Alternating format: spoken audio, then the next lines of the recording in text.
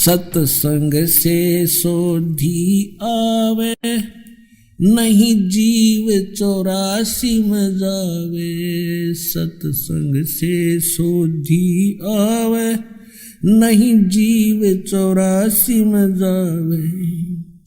अब मेटो द्वेष और राग, हो राग या उम्र बतेरी जाली। अब मेटो द्वेष और राग, हो राग या उम्र बतेरी जाली। जब परमात्मा आदरणीय नानक साहिब जी को बेई नदी के ऊपर एक जिंदा महात्मा के रूप में मिले थे, उनको अदृश्य कर दिया था, अंतर्ध्यान कर दिया था। बेई नदी के ऊपर स्नान करने के लिए प्रवेश कर रहे थे नानक जी, साथ में परमेश्वर भी उसके साथ एक जिंदा महात्मा साधु के रूप में प्रवेश कर रहे थे। कुछ ही देर में क्या देखा कि वो छलांग लगा के जैसे दोनों ही, और फिर दोबारा बाहर नहीं आए तो नानक साहिब जी को मृत जान लिया गया।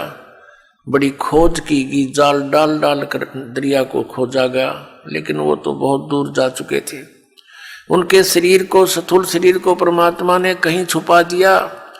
आत्मा को लेकर सचखंड गए, वहां जाकर देखा कि ये पूर्ण परमात्मा अकाल मूर्त, ये एक तेजो जैसे सतलोक है, ये स्वयं भी प्रकाशित है, पूरा तेजो में है, और उस परमात्मा का शरीर भी तेजो में है। एक रोमकूप में करोड़ सूर्य मिला दे करोड़ चंद्रमा, इतनी रोशनी है उस परमात्मा की। एक रूप में परमात्मा अपने सिंहासन पर विराजमान थे, और दूसरे रूप में नीचे से जिंदा बाबा के रूप में ऊपर जा रहे थे नानक साहिब जी को साथ लेकर। तब नानक साहिब जी ने देखा था कि ये है भगवान, ये है रब, जेड़ा तख्त पे बैठा है, और ये नीचे से बाबा जिंदा जो आया है, कबीर जिंदा, ये कोई यहाँ का नौकर नाकर होगा, क्योंकि कबीर साहब जिंदा वाले महात्मा वाले रूप से अपने ही दूसरे रूप पर चंवर कर रहे थे, जैसे सेवक किया करते हैं। कुछ देर में क्या हुआ कि वो तेजो में शरीर सिंहासन पर बैठे थे मालिक, वो खड़े हुए, और नीचे से बाबा जिंदा के रूप में जो परमात्मा गए थे वो सिंहासन पर विराजमान हुए, और वो जिसका तेजो में शरीर है वो परमात्मा का स्वरूप अपने दूसरे रूप पर, जिंदा वाले रूप पर चंवर कर रहा है, नौकर सेवक की तरह। तब नानक साहब सोच ही रहे थे, ये क्या, एक महात्मा के ऊपर और परमात्मा चंवर कर रही है। इतना सोचा ही था, वो तेजो में शरीर उस जिंदा वाले शरीर में समा गया, चंवर अपने आप ऊपर घूम रहा है। तब कबीर साहब ने, उस परमात्मा ने कहा था, प्यारी आत्मा तुम्हारे लिए मैं भटक रहा हूं, तुम बहुत दुख पा रहे हो उस गंदे लोक में जाके।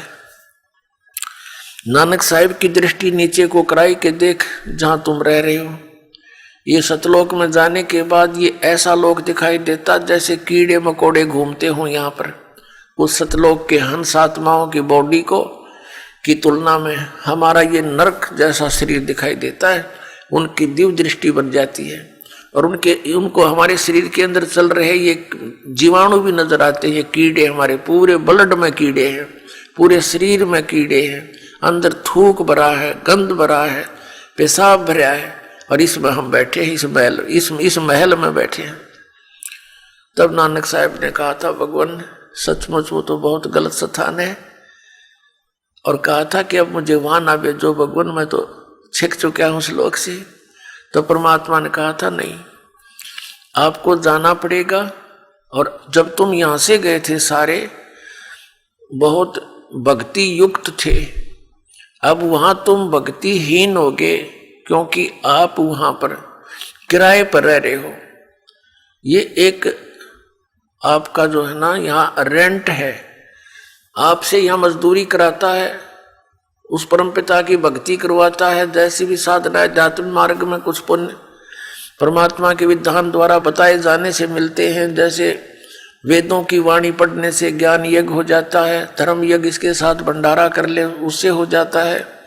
तो इस तरह की क्रियाएं संत बताते हैं, भगत करते रहते हैं, लेकिन उसको ये यहीं समाप्त करवा देता है। स्वर्ग में भेज दिया कि राजा बना दिया, उसके ऊपर टैक्स लगा रखा, इतनी कमाई मुझे मिलेगी। जो यहाँ का भगवान है। तो परमात्मा ने कहा था आपको जाना पड़ेगा और वहां सब पुण्यात्माओं को बताओ, आपके भाई बहनों को, कि जिनको तुम पूज रहे हो वो परमात्मा नहीं है, वो मोक्षदायक नहीं है।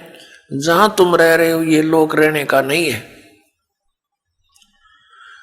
और मैं तुम्हारे साथ रहूंगा प्यारी आत्मा, चिंता मत करना।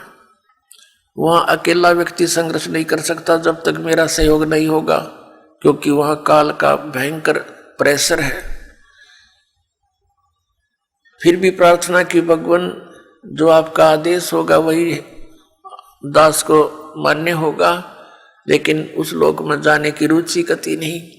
तो परमात्मा ने कहा था कि आपको जाना होगा और मैं आपको एक ऐसा मंत्र दूंगा सतनाम, जो 2 अक्षर का है। इसकी साधना करने, इसकी भक्ति करने से, सिमरण करने से आप शीघ्र उतने ही चार्ज हो जाओगे जितने यहां से गए थे, और उस भक्ति के बल से तुम वापस आ सकते हो, वैसे नहीं आ सकते। और फिर सार नाम दूंगा जिसको आदि नाम भी कहते हैं, और फिर ये 3 मंत्र के जाप का आप अभ्यास करना। इसको सुरत और शब्द अभ्यास बोलते हैं, कि जिस नाम का जाप, सतनाम का जाप आपको दिया उस पर ध्यान रखकर सिमरण करते समय, ये आपका सुरत शब्द योग है, सुरत शब्द अभ्यास है। ये कान बंद करके 2.5 घंटे सुबह, 2.5 घंटे शाम की तरफ एकांत स्थान पर बैठकर ये हठ योग करना। ये शब्द सुरत अभ्यास नहीं है, तो डले ढोना अभ्यास है। ये कोई भक्ति मार्ग नहीं है, कर्म है। फोड़ दिए इन हमारे नकली गुरुओं ने, नकली साधना, गलत साधना बताकर। तब नानक साहब जी से कहा था कि आप जाओ, लेकिन इस सतनाम का अभी किसी को बताना नहीं। और ये सतनाम जो इतना कीमती है मैं आपको दूंगा। आप बनारस में आना, काशी शहर में, वहां मैं पहुंचा हुआ हूं, मैं वहां प्रचार कर रहा हूं, आप भी मेरा साथ देना और वहां आ जाना बनारस में, आपको सतनाम दूंगा। और गुरु के बिना मोक्ष हो नहीं सकता। जिन ब्राह्मणों से आप शिक्षा ग्रहण कर रहे हो, इन पांडवों से, इनके पास वो ज्ञान है नहीं जो आपको दिखा दिया। ये सचखंड है, सतलोक है। ये देखो तुम्हारे भाई बहन किस प्रकार सुखी हैं, या कैसे घूम रहे हैं, कैसे ठाठ है। सभी वहाँ की आत्माएं आकर के नानक साहब के चारों तरफ खड़े होगी कि तेरे भाग जागे, आपके भाग जग गए और आपको भगवान ले आए यहाँ पर। अब भूलना मत, मालिक को याद रखना। सभी आपस में बातें कर रहे हैं। तब क्या हुआ, तीसरे दिन यानी परमात्मा ने सारी सतिथि से उनको परिचित कराया। ब्रह्मा विष्णु महेश के लोक दिखाए, काल का लोक दिखाया, वहाँ के धर्मराज का स्थान दिखाया जहाँ वहाँ न्याय करता है ये बैठकर, और फिर नीचे छोड़ दिया। तीसरे दिन नानक साहब जी वापस आ गए थे। वहाँ के जनता ने उनको मरा जान लिया था, और वो सामने जब देखा तो खुशी का ठिकाना नहीं रहा था। उस पहले वो नौकरी करते थे सुल्तानपुर के अंदर एक नवाब की, उसी दिन से नौकरी त्याग दी और परमात्मा से सतनाम प्राप्ति के लिए, और प्रथम उदासी मीन संसार से विमुख होकर, संसार से उदास होकर के प्रथम यात्रा की थी बनारस की। तो रास्ते में इस ज्ञान से वो पूछने लगे, जिस भी साधु संत कोई मिलता है, एक स्वाभाविक है ये मालिक का दिया हुआ गुण अपने आप उत्पन्न हो जाता है। जिस प्राणी को ये ज्ञान परमात्मा का हो जाता है वो प्रत्येक को समझाने की चेष्टा करता है, और जो संत होते हैं उनसे अवश्य जाकर मिलता है, उनका झाड़ा लेने के लिए कि पूछते हैं ब्रह्मा विष्णु महेश के माता पिता कौन है। इन कख का भी नहीं पता, ये कहते हैं तो अजरो अमर है, सर्वेश्वर है, महेश्वर है। तो ऐसे करते कराते वो सबसे मिलते मिलाते वहां पहुंच गए बनारस में। और परमात्मा ने संकेत कर दिया था कि वहां मैं रह रहा हूं और मैंने भी गुरु बना रखा है, गुरु बिन बात नहीं बनेगी। मेरे गुरु जी हैं रामानंद, और वहां मैं धानक का काम करता हूं, जुलाहे का। अब नानक साहब जी, क्योंकि हम तो भगवान के सामने बालक ही हैं, अब उनके ये बात गले नहीं उतरी नानक साहब जी के कि भगवान धानक का काम करता होगा। लेकिन अविश्वास भी बच्चे को अपने माता पिता की बातों पर नहीं होता। अब उन्होंने सोचा भी चलो बनारस तो चलना पड़ेगा, सतनाम भी लेना है, सतनाम बिन मोक्ष नहीं। तो वहीं से कहने लगे थे वाहिगुरु सतनाम, श्री वाहिगुरु सतनाम वाहिगुरु। अब आदरणीय गरीबदास साहिब जी ने कहा कि झांकी वेख कबीर की, नानक की तीवाह, और वह सिखा के गल पड़ी कौन छुटावे था। अब जैसे नानक साहिब जी ने कहा था वाहिगुरु वाहिगुरु वाहिगुरु, जैसे एक धन्यवाद करया करते हैं ना किसी की सराहना करते हुए, ये वाह शब्द ऐसा समझो। और सतनाम श्री वाहिगुरु, यानी सतनाम मिलेगा, और सतनाम जिसने दिया फिर उसके ऊपर फिजा हो गए, ऐसा अनमोल धन मिल गया। लेकिन उनको ना कर दिया था कि सतनाम किसी को बताइयो मत, दे दूंगा तुम्हें, तुम्हारे लिए तो दूंगा, तुम अपना कल्याण करवा लेना। तो बनारस में जब पहुंचे, रामानंद जी से गोष्ठी की कि ब्रह्मा विष्णु महेश के माता पिता कौन है।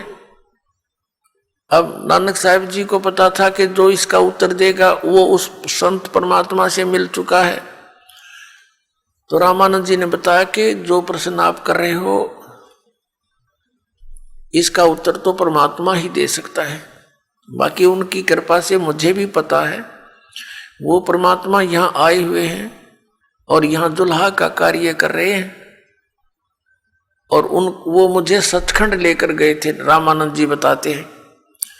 तो नानक साहिब जी ने कहा कि मुझे भी वो सचखंड लेकर गए, क्या वो यहीं रहते हैं? कहा यहीं रहते हैं। रामानंद जी ने कहा। तो नानक साहिब जी ने कहा कि मुझे एक बार उनसे मिलवा दो। आदरणीय रामानंद जी जो कबीर साहिब के वैसे तो एक व्यवहारिक रूप से तो वो गुरु जी थे, लेकिन वो आत्मा से उनको परमात्मा मानते थे। कहा कि एक सेवक को भेज दिया नानक साहिब के साथ कि जाओ ले जाओ महात्मा को, भक्त को, और मिला दो परमात्मा से। परमात्मा क्या कर रहे थे, जैसे एक खड्डी बोलते थे उसको, जैसे 2-3 जहां बैठकर वो कपड़ा बुनते थे उस करघा में, वहां बैठे अपना कपड़ा बुने।